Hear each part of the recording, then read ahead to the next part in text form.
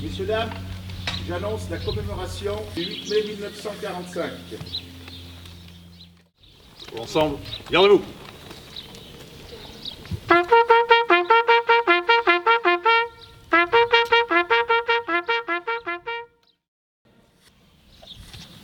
Monsieur le Président des anciens combattants, Mesdames et Messieurs les membres de l'Association des anciens combattants, Monsieur le porte-drapeau, Mesdames et Messieurs les élus, Mesdames et Messieurs les présidents et présidentes des associations communales, Madame la représentante de la Gendarmerie nationale, Mesdames et Messieurs les représentants du corps des sapeurs-pompiers, Mesdames et Messieurs en vos grades, titres et qualités, Mesdames, Messieurs, les enfants. Il y a 79 ans, l'Allemagne hitlérienne capitulait. Le 8 mai à minuit, l'effroyable guerre qui ravageait depuis 6 ans l'Europe prenait fin. La liberté triomphait sur une idéologie nourrie par la haine et la terreur. Nous sommes, comme tous les ans aujourd'hui, rassemblés pour commémorer l'anniversaire de la victoire du 8 mai 1945 et surtout rendre hommage aux victimes de ces terribles années de guerre qui restera l'une des plus meurtrières de l'histoire de l'humanité. En ce jour symbolique, il est important de penser à celles et à ceux qui ont combattu et souvent péri au nom de la liberté, mais aussi à toutes les autres victimes de cette tragédie sans équivalent. Ce second conflit mondial, véritable traumatisme sans précédent pour le monde, est avant tout marqué par une hécatombe. Une hécatombe démographique. C'est plus de 50 millions d'êtres humains qui sont morts pendant cette terrible guerre. Ce sont les victimes militaires des combats, les pertes civiles des bombardements et sans oublier bien sûr toutes les victimes des différents génocides. À ce sinistre chiffre doivent encore s'ajouter 35 millions de blessés et plus de 3 millions de disparus. Ici même, devant ce monument aux morts, il est de notre devoir de nous incliner en hommage aux millions de victimes et de cette folie meurtrière perpétrée au nom d'une idéologie absurde et barbare. C'est la tête haute, fort de nos convictions républicaines, que nous rappelons, comme chaque année, que le 8 mai devient davantage le moment de symboliser et de porter les valeurs de respect et de fraternité, fruit de notre tragique histoire. Le 8 mai 1945, c'est la fin de la peur, l'avènement de l'espoir, la victoire. En France, cette victoire représente le fruit de l'effort, du courage, du sacrifice, de toutes celles et tous ceux qui n'ont jamais désespéré.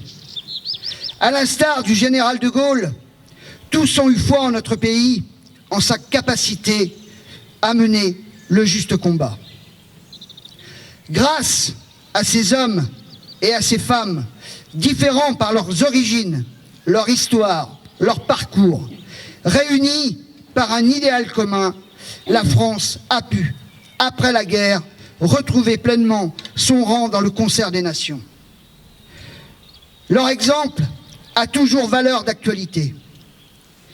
Ils nous ont prouvé à tous qu'une nation riche de son histoire peut unir ses forces et être capable de résilience et par-delà même la résurrection. Nous devons respect et fidélité à la mémoire de celles et de ceux qui ont perdu la vie dans ces combats pour notre liberté. Il est plus que jamais utile aujourd'hui de réfléchir à cette pensée du résistant Pierre Brossolette, qui a dit « Ce que nos morts attendent de nous, ce n'est pas un sanglot, mais un élan.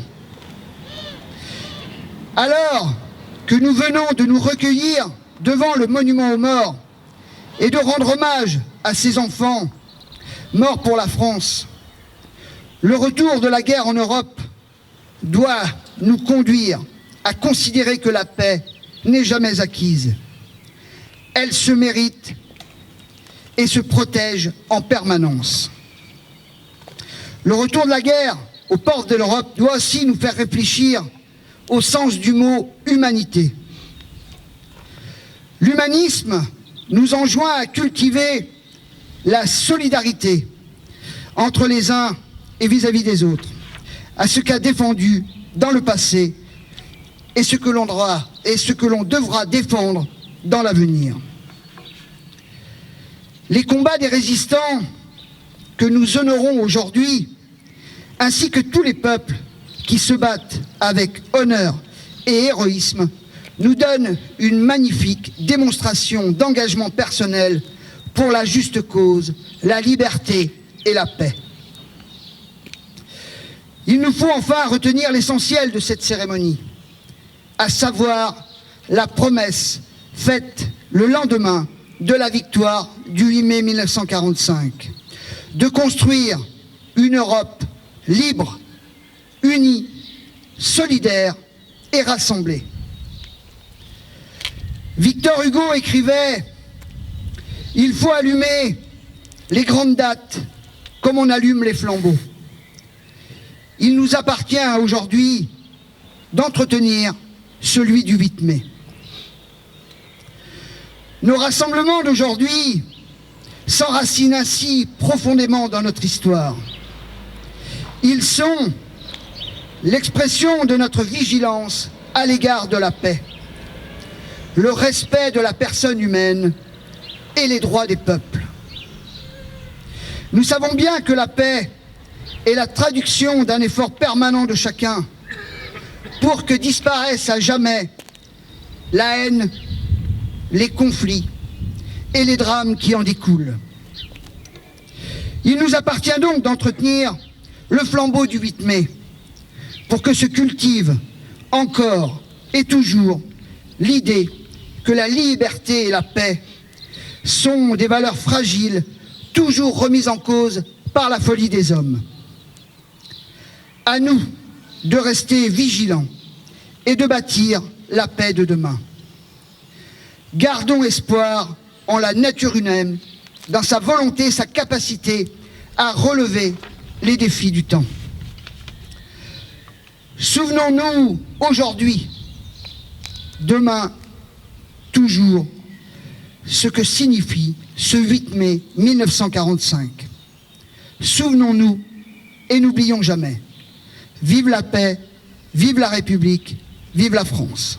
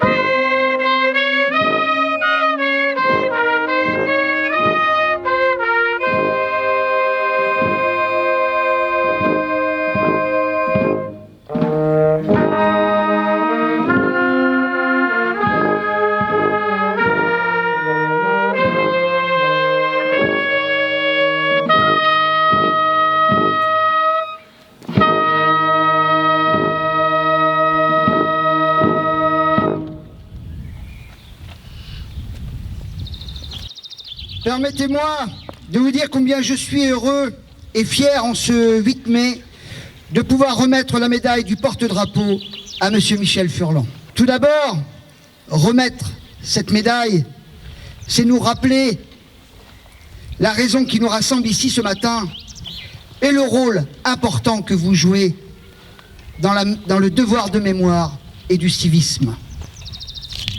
À travers vous, aujourd'hui, c'est à l'ensemble des porte-drapeaux que je souhaite m'adresser et rendre hommage. Que seraient nos cérémonies sans vous, sans votre indéfectible présence?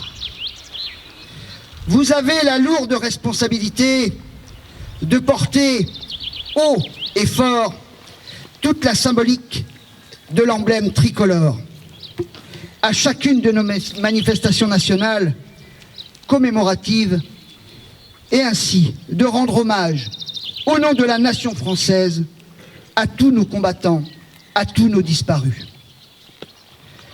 Vous êtes, Michel, le gardien du premier symbole de la nation et de la devise républicaine: liberté, égalité, fraternité.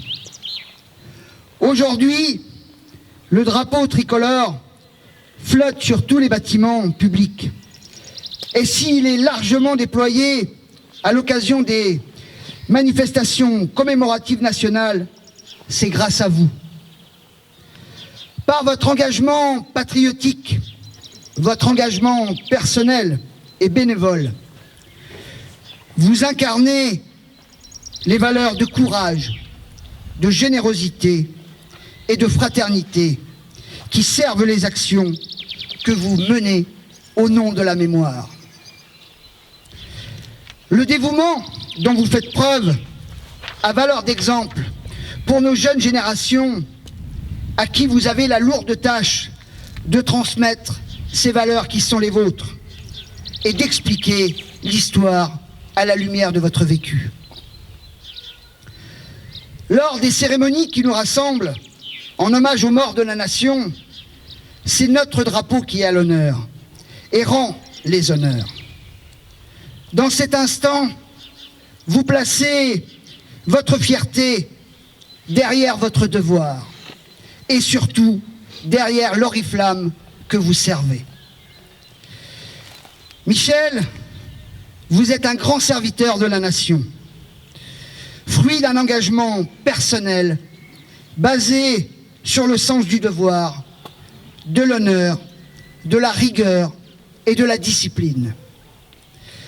Vous honorez avec la plus grande dignité une fonction hautement symbolique pour la mémoire de ceux qui sont morts pour la France, pour notre liberté et pour la République. Sachez qu'être au service des autres est grandeur.